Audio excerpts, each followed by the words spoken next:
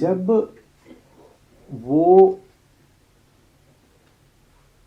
सारे लालच जो बाध्य करते हैं किसी दबाव को बर्दाश्त करने को, बड़े लगने बंद हो जाएं।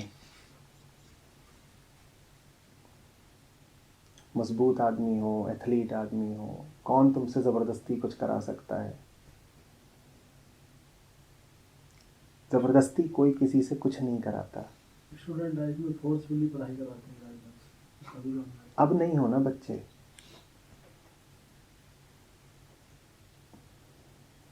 आज कौन तुम्हारे साथ ज़बरदस्ती कर सकता है? जब तक कि तुम्हारे भीतर जो बैठा हुआ है निर्णेता, वो ये निर्णय न करे कि दबाव सहना आवश्यक है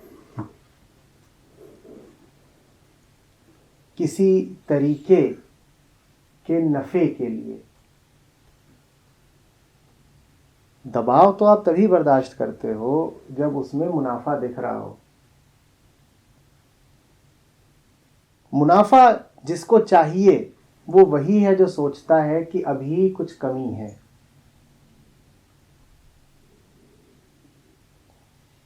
सत्र के आरंभ में हमने कहा था कि अहंता की परिभाषा ही यही है कि वो हमेशा कुछ न कुछ कम पाती है, उसे कहीं कुछ न कुछ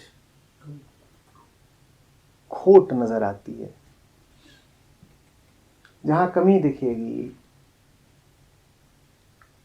जहां अपूर्णता दिखेगी, वहां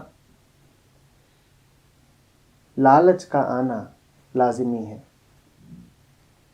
अब कोई भी तुम्हारा मालिक बन सकता है। जो ही तुमको यह आश्वासन दे देगा कि जिस चीज़ की तुम्हारी ज़िंदगी में कमी है वो मैं पूरी कर दूंगा, वही तुम्हारी नकेल पकड़ लेगा। फिर तुम कहोगे उसने तुम पे दबाव डाल दिया है। दबाव कोई किसी पर नहीं डाल सकता। तुम जब तक स्वयं न चुनो गुलामी, तब तक कोई तुम्हें गुलाम बना नहीं सकता। और आगे सुनना कि तुम जब भी चुनोगे गुलामी ही चुनोगे। चुनना ही गुलामी है। अपनी नजर में तो हर कोई मुक्त ही चुन रहा होता है। आज तक किसी ने जानते बूझते गुलामी नहीं चुनी। हम सब होशियार लोग हैं। हम गुलामी यदि चुनते भी हैं तो एक माध्यम की तरह। हम कहते हैं आज गुलामी चुन लो, इसके माध्यम से कल बड़ी आज़ादी मिल जाएगी। हम बड़े अक्लमंद हैं, हम बड़ी योजनाएं जानते हैं। चुनते ले हम ही हैं। फिर हम कहते हैं ये क्यों हो रहा है। याद रखना, अगर कुछ भी ऐसा हो रहा है, सूत्र की तरह पकड़ लो इसको, जीवन में अगर कुछ भी ऐसा हो रहा है जो कष्ट का कारण बन रहा है, तो तुमने उसको चुना है। और जीवन में जो भी है जो तुम्हें मुक्ति देना चाहता है, आराम देना चाहता है, वो तुम्हारे बावजूद है। तुम्हारा बस चलता तो तुमने उसको कब का मिटा दिया होता। तुम्हारा बस चलता तो या तो तुम भाग गए होते या उसे भगा दिया होता।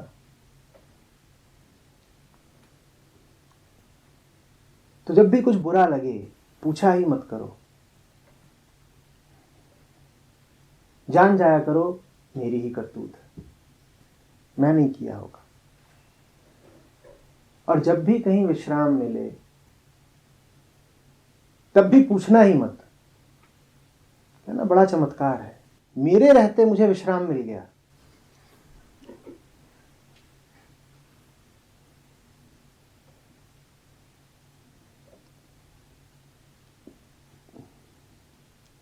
शिकायतें तो वही करे ना जिसने कुछ किया हो।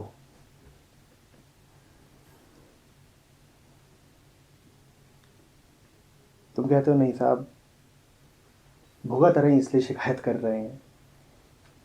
करता हुए बिना भोगता कैसे हो गए तुम भुगत रहे हो। इसी से प्रमाणित हो जाता है कि पहले तुमने कुछ किया जरूर था। जो करेगा वही तो भुगतेगा।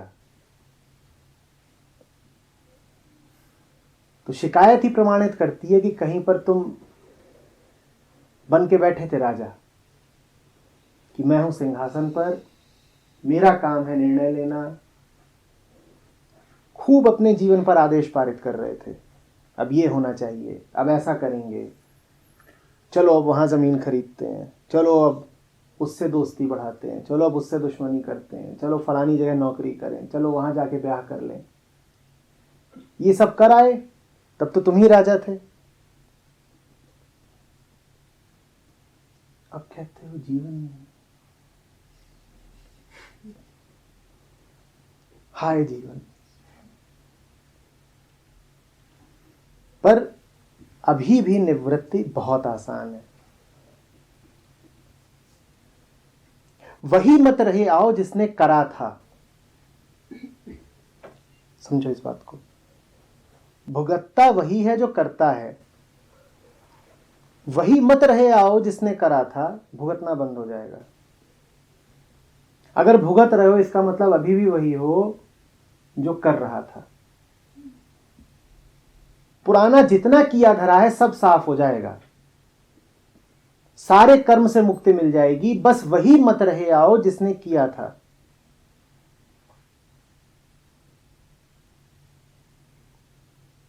मुक्ति के लिए तुम्हें बदलना नहीं है, तुम्हें मिटना है।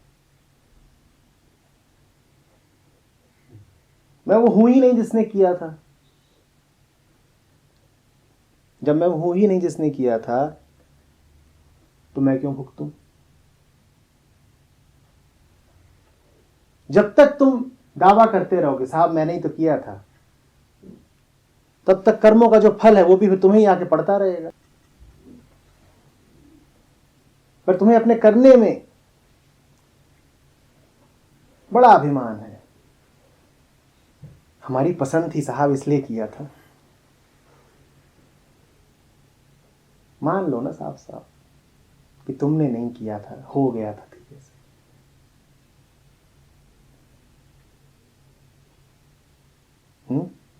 गुसल खाने में फिसल जाते हो तो कहते हो क्या कि हमने किया था। जीवन हमारा ऐसे ही है, गुसल खाने में फिसलना। नंग धड़म धड़ाम चित्त पड़े हुए हैं, फिर कहते हो कि चुनाव किया है? गौर से अगर आप देखेंगे तो जीवन में वो सब कुछ जो बड़ा बड़ा लगता है, जो पारिभाषिक लगता है, जिसने जीवन की दिशाएं ही उलट पुलट दी, वो सब कुछ गुसलखाने में फिसलने जैसा ही तो है। कहीं जा रहे थे फिसल गए, अब पूरा खानदान चल पड़ा है। पप्पू पूछ रहा है पापा हम कहां से आए?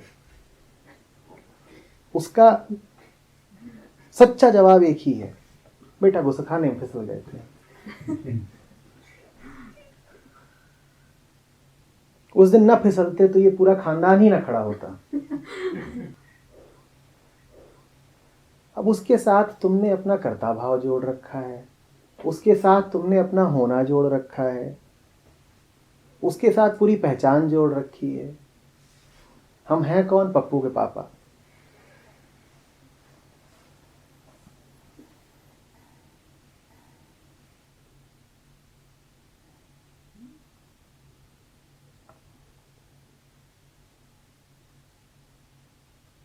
सीधे सीधे हाथ जोड़ लो, माफी मांग लो, हो गया।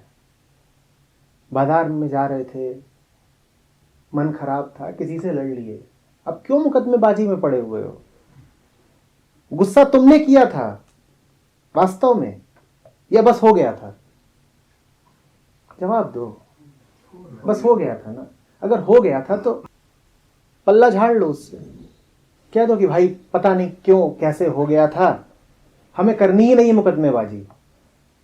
ना हमने गुस्सा किया था, ना हमें मुकदमा करना है। मुकदमा तो तब करें ना जब गुस्सा हमने किया हो। जब कर्म ही नहीं हमारा तो कर्म फल पर क्या दावा? बात खत्म। लेकिन फिर रिपीट हो जाता है। तो फिर हाथ झाड़ लो। गुसलखाने हैं ही ऐसे।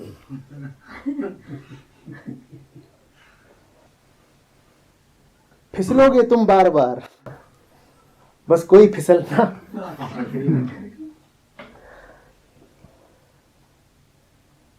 जो पूरी संरचना है गुसलखानों की और तुम्हारे तलवों की, ये है ही इस तरह की। जब ये दोनों मिलेंगे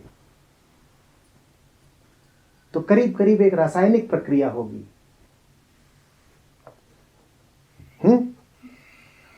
जिसमें आवाज भी उठेगी, जिसमें ऊर्जा भी बहेगी,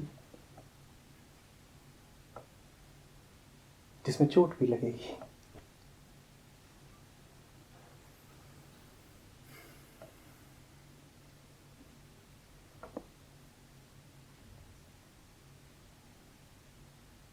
अतीत से और कोई मुक्ति नहीं हो सकती। हाथ जोड़ के माफी मांग लो। धोखे से हो गया था।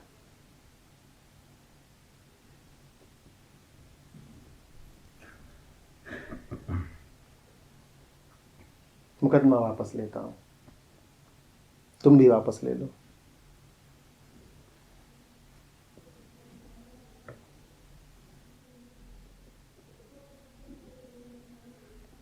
और वो न ले वापस, तब भी कहे कि नहीं सजा भुगतो।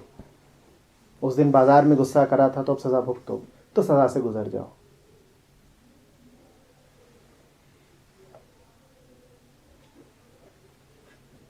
कह दो कि जब हम करने वाले नहीं थे तो सजा से गुजरने वाले भी तो हम नहीं हो सकते। जिसने किया था वो सजा भुगत रहा है, उसे भुगतने दो, हम मौज ले रहे हैं।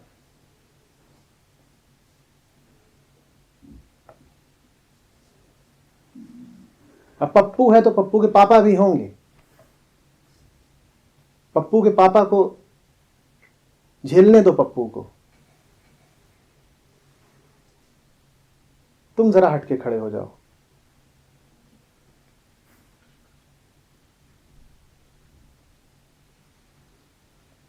अपने लालच को तलाशो। दास्ता से, बेड़ियों से, दबाव से मुक्त होना है तो औजार मत तलाशो, ताकत मत तलाशो, लालच तलाशो। लालच कहां है?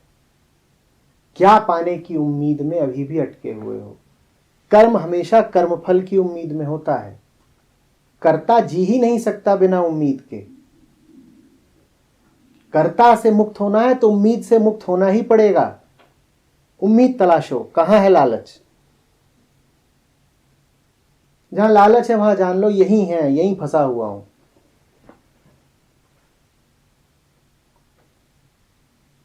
और आगे बढ़ जाओ।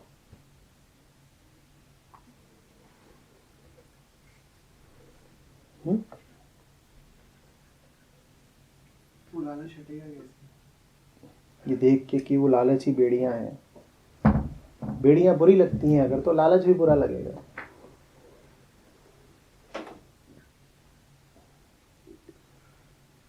उससे कुछ मिल रहा हो तो बना रहे। ऐसा तो हमारे पास जो कुछ भी है वो सभी लालच है। ठीक।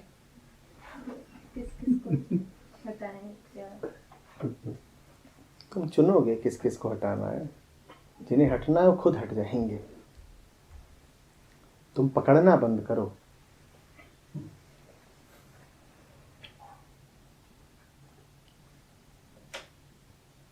तुमने 15-20 तरीके के दस्ताने हाथों में पहन रखे हो, फिर तुम कहो कि इसमें पता नहीं चल रहा है असली कौन सा है, नकली कौन सा है, अपना कौन सा है, बेगाना कौन सा है। तुम तो उतारते चलो। जब तक दस्ताने होंगे उतरते रहेंगे, जब हाथ आ जाएगा उतरना बंद हो जाएगा। जो पराए हैं वो तो खुद ही उतरने के इच्छुक हैं। तुम कोशिश कर करके उनको पकड़े रहते हो। जो अपने हैं वो अपने आप हटेंगे ही नहीं। तुम कितनी कोशिश कर लो हाथ उतारने की, हाथ थोड़ी उतर जाएगा दस्ताने की तरह। जो उतर सकता है उसे उतर जाने दो।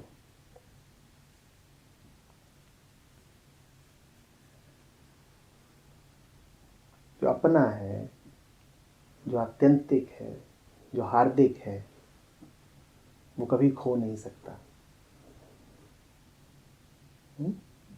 तो ये सवाल ही मत पूछो कि क्या पकड़ें क्या छोड़ें, तुम तो सिर्फ छोड़ो।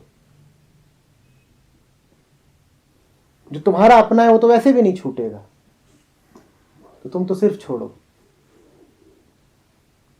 कमरे में झाड़ू मारती हो तो ये शक भी हो जाता है कभी कि कहीं ऐसा ना हो कि दीवारें भी झाड़ू मार के निकाल दो। अरे झाड़ू मारोगे तो कचरा ही तो बाहर जाएगा, दीवारें थोड़ी चली जाएंगी, जमीन थोड़ी चली जाएगी। तो चुनाव थोड़ी करना है कि चुन चुन के झाड़ू मारे, तुम तो मारो, हपक के मारो, सारा कूड़ा बाहर कर दो, जो बचेगा वो सफाई है।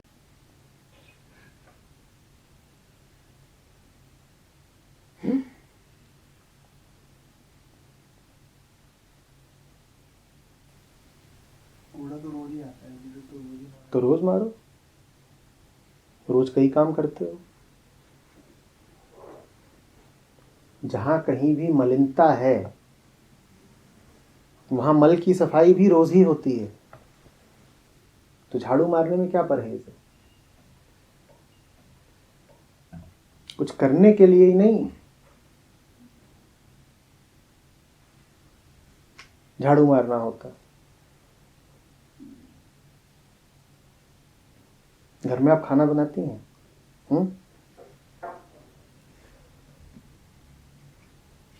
जो गंदे बर्तन होते हैं उनमें खाना बना लेती हैं, पहले उन्हें क्या करती हैं?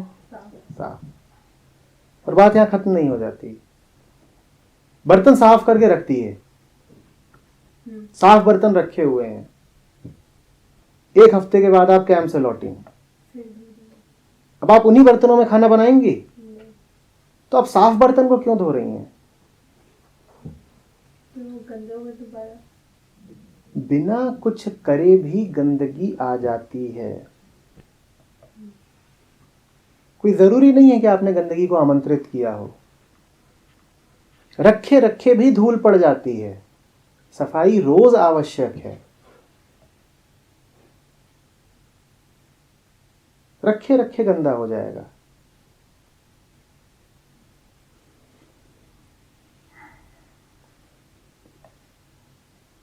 जो रोज सफाई की प्रक्रिया से गुजरने को तैयार न हो, उसे फिर मलिनता का दंड भुगतना होगा।